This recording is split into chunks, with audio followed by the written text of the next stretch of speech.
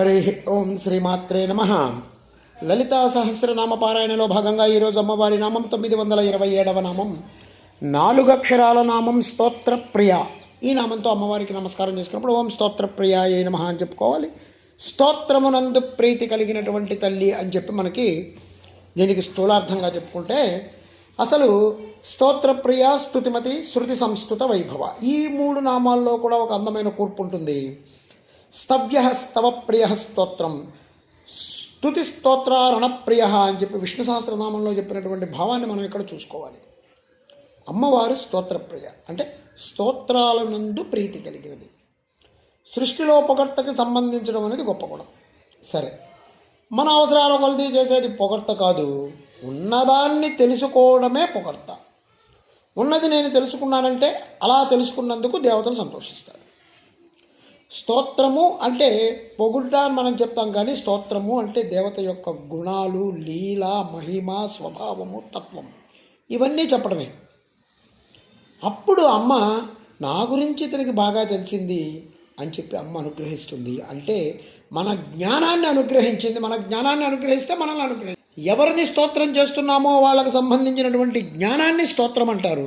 స్తోత్రానికి ఫలశ్రుతి ఉండదు.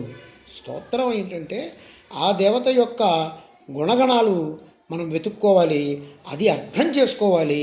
మనం ఒక్కొక్క దాన్ని విష్ణు వక్షస్థల స్థితాయ నమః అని చెప్పి లక్ష్మీ అష్టోత్తరంలో చెప్తాం.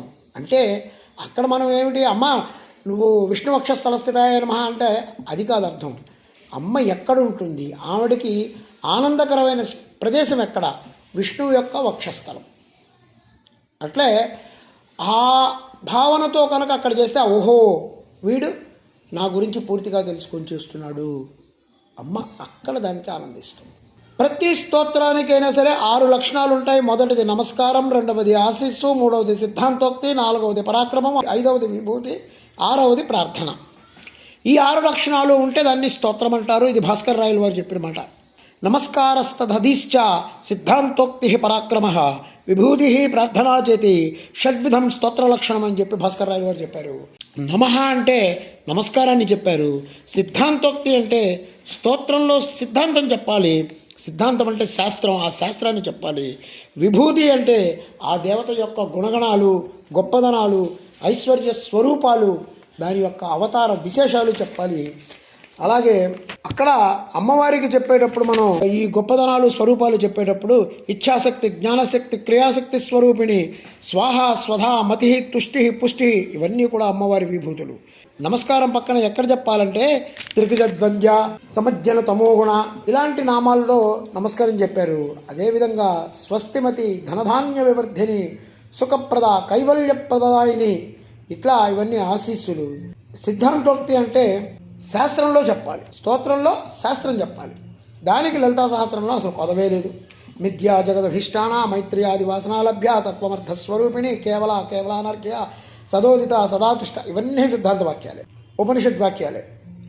పరాక్రమ అంటే భండాసుర సంహార లీలా నామాలన్నీ పరాక్రమనామాలే.